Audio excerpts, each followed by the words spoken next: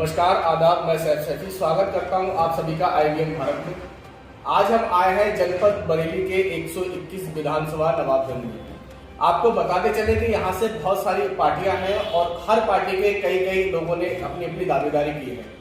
उन सबको देखते हुए यहाँ पर भारतीय जनता पार्टी से दावेदारी करने वाले संभावित उम्मीदवार डॉक्टर MP आर्या साहब से मुलाकात करते हैं और जानते हैं इनके राजनीतिक कैरियर के बारे में, इनकी किस तरह से तैयारी चल रही है 121 विधानसभा में और कितने समय से ये विधानसभा चुनाव की तैयारी कर रहे हैं। डॉक्टर साहब, बहुत बहुत आपका स्वागत है हमारे IBM भारत में। धन्यवाद आपका और आपके सभी दर्शकों का बहुत बहुत स्वागत। सबसे पहले तो डॉक्टर साहब मैं आपका परिचय जानना चाहूँगा। मैं डॉक्टर MP आर्या हूँ। यहीं पास नवाबगंज के पास में ही मेरा एक गाँव है परिवार सारा, वहाँ का रहने वाला हूँ। कुर्मी परिवार में, किसान परिवार में पैदा हुआ और इसके बाद MBBS करने के बाद नवाबगंज में मैंने प्रैक्टिस शुरू की और आर्य हॉस्पिटल मेरा अपना संस्थान है। डॉक्टर साहब, वैसे तो आपका यहाँ पे हॉस्पिटल है और आप स्वास्थ्य संबंधित लोगों की सेवा करते हैं जी। आपका राजनीतिक सफर कहाँ से स्टार्ट हुआ? देखिए, मैं वास्तव में राष्ट्रीय स्वयंसेवक संघ का स्वयंसेवक हूँ। 1966 से शाखा में जाना शुरू किया था। नवाबगंज में 1985 में आया, तब से संघ की शाखाओं में जाना, संघ का काम करना और यहाँ पर नगर कारोबार रहा मैं राष्ट्रीय स्वयंसेवक संघ का। 1985 से बाद के जितने भी चुनाव नवाबगंज में हुए, चाहे लोकसभा के या विधानसभा के, विधानसभा नवाबगंज का चुनाव संयोजक मैं हमेशा रहा और इस तरह से राजनीतिक जुड़ाव तो मेरा हमेशा 1985 से ही रहा है। चाहे गेंदरलाल जी का चुनाव रहा हो या भारतीय जनता पार्टी से भगवत सिंह चुनाव लड़े थे, तब भी मैंने चुनाव संयोजन किया था। माननीय संतोष कुमार के भी सभी चुनाव का संयोजक विधानसभा का मैं रहता था। 2002 में खुद से विधानसभा माननीय रामलाल जी के आग्रह पर लड़ा और इसके बाद 2007 में 2012 का चुनाव मैंने नहीं लड़ा। 17 में टिकट मांगा, जो मुझे किसी भी कारण से मिल नहीं सका। अब फिर से तैयारी कर रहा हूँ और इस बार उम्मीद है कि पार्टी मुझ पर कृपा करेगी। डॉक्टर साहब, सबसे पहले तो हम बात करते हैं टिकट को लेकर। जी। कई भारतीय जनता पार्टी से कई लोगों ने अपनी अपनी दावेदारी की है जी। आप टिकट को लेकर कितना आश्वस्त हैं? देखिए, भारतीय जनता पार्टी एक लोकतांत्रिक पार्टी है। यहाँ पर आंतरिक लोकतंत्र, जनतंत्र भी रहता है। भारतीय जनता पार्टी एक ऐसी पार्टी है जहां चाय वाला भी प्रधानमंत्री बन सकता है। इसलिए टिकट मांगने का हक तो प्रत्येक कार्यकर्ता को है, लेकिन निश्चित रूप से पार्टी में जिसका सबसे ज्यादा योगदान रहता है, जो लोगों के नजदीक रहता है, पार्टी के कार्यकर्ता जिससे जुड़े रहते हैं और जनता जिस पर भरोसा करती है, जिसका जनता से सबसे ज्यादा जुड़ाव रहता है, निश्चित रूप से टिकट के रूप में कंसीडर करती है। डॉक्टर साहब, दूसरी बात ये है, जैसे कि आप प्रैक्टिस करते हैं, आपका हॉस्पिटल है, स्वास्थ्य संबंधित आप लोगों की सेवा करते हैं, तो उसमें काफी बिजी माहौल बना रहता है जी। उसको हट के आपने राजनीति में कदम रखा। राजनीति एक ऐसी चीज है जहाँ बहुत सारा समय चाहिए जी। जनता से मिलने के लिए, जनता को जनसंपर्क करने के लिए, जनता की कामों के लिए। उन सबको देखते हुए आप अपने हॉस्पिटल के अलावा इतना समय कैसे निकाल पाए? देखिए, ऐसा है कि जो व्यक्ति व्यस्त है, बिजी है, वही अपने टाइम को मैनेज करके उसको सही से संतुलित करके कि कौन सा समय कहाँ दिया जा सकता है, मैं समझता हूँ सबसे ज्यादा समय किसी भी काम के लिए वही निकाल सकता है जो व्यस्त है। जो खाली है वो तो चौराहे पे खाली गप मारता रहेगा, वो तो ये भी भूल जाता है कि मेरा आगे कौन सा कार्यक्रम है, मुझे आगे कौन सा काम करना है। मैं तो 1985 में आया, तभी से सारे काम कर रहा हूँ। मरीज भी मैं समझता हूँ शायद मैंने जितने देखे हैं इस जिले में तो किसी ने एक दिन में इतने मरीज देखे नहीं। और क्षेत्र में भी अगर आप जाएंगे तो पार्टी के लिए जितना मैं समय देता हूँ और जितना लोगों से जुड़ करके रहता हूँ, इतना मेरी पार्टी में क्या किसी भी पार्टी में शायद कोई समय नहीं देता। डॉक्टर साहब, दूसरी बात ये है, जैसे अभी आप क्षेत्र में घूम रहे हैं, भ्रमण कर रहे हैं, तो आपकी भारतीय जनता पार्टी की सरकार को 5 साल होने वाले हैं जी। किस आधार पे आप जनता से मिल रहे हैं, उनको पार्टियों की गतिविधियों के बारे में क्या बता? भारतीय जनता पार्टी ने तो अभूतपूर्व काम किए हैं। अगर मैं केंद्र की सरकार की बात करूं तो 2014 से लेके अब तक जितना काम माननीय मोदी जी की सरकार ने किया है, ये पिछले शायद 70 सालों में भी नहीं हुआ। इधर माननीय योगी आदित्यनाथ जी की सरकार जितने सारे काम कर रही है लोकहित के, जनहित के, शायद अभी तक कोई नहीं कर पाया। मैं बहुत सारे उदाहरण आपको दे सकता हूं। कोरोना काल में जब लोगों को भोजन की दिक्कत थी, निःशुल्क अन्न देने का काम भारतीय जनता पार्टी की सरकारों ने किया और अभी तक किया है, आगे मार्च तक ये व्यवस्था चलेगी। आप देख लीजिए प्रधानमंत्री आवास, जिसके सिर पर छत नहीं है, प्रधानमंत्री आवास, मुख्यमंत्री आवास के नाम पर लोगों के घर बनाए जा रहे हैं, गरीबों के घर बनाए जा रहे हैं।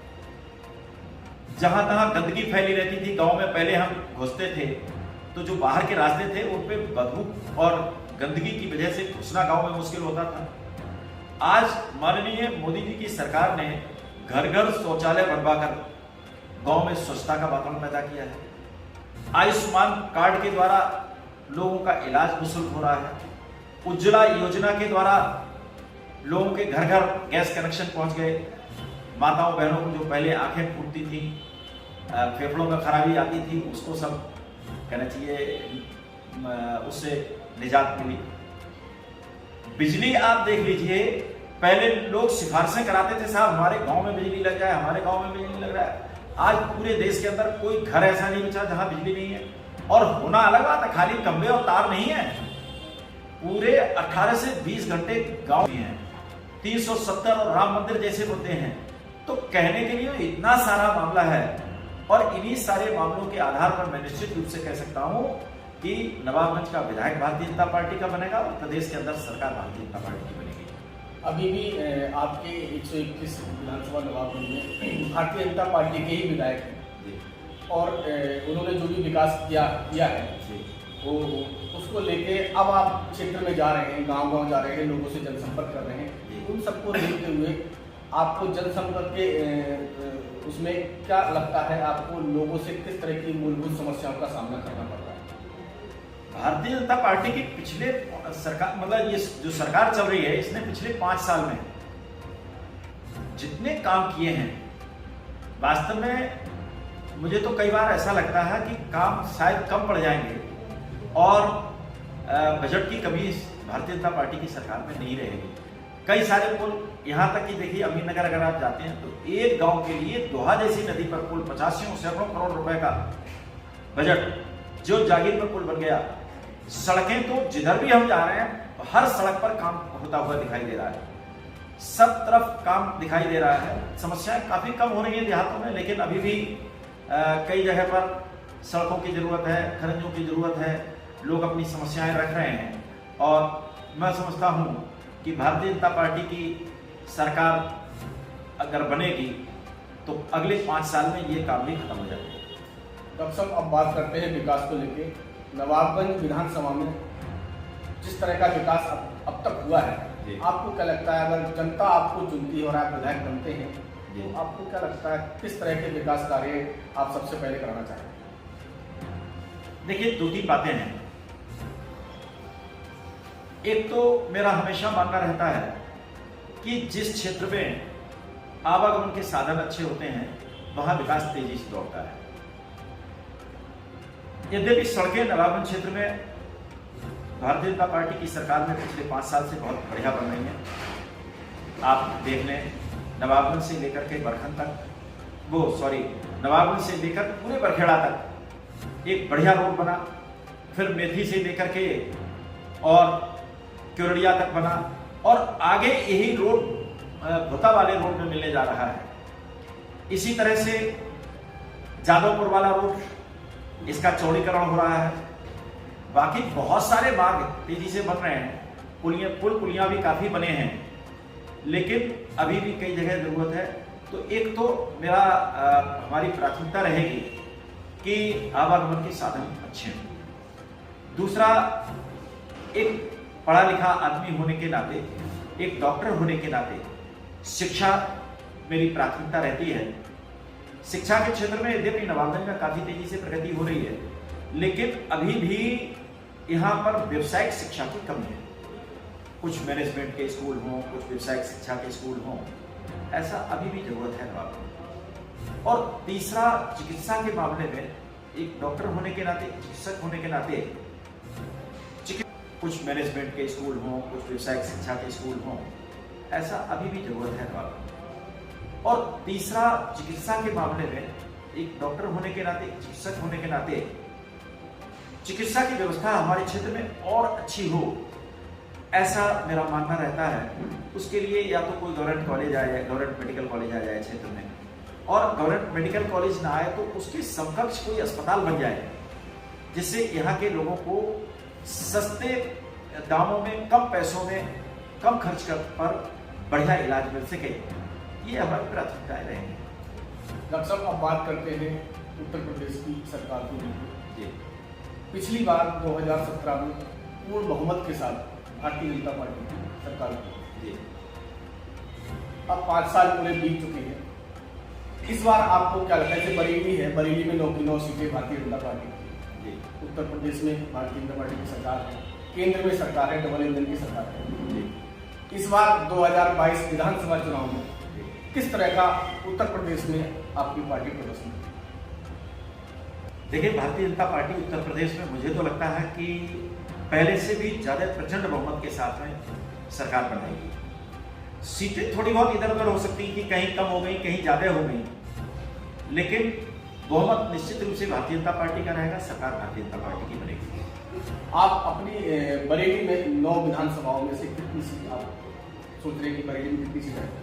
भाई, मुझे जो दिखाई देता है, मेरा जो आइडिया लगता है, मुझे तो फिर से 9 की 9 सीटें दिखाई दे रही हैं, लेकिन हो सकता है कि एक आध सीट इधर उधर हो जाए, तो बहुत सारी सीटें बाकी जिलों में बढ़ने वाली भी हैं।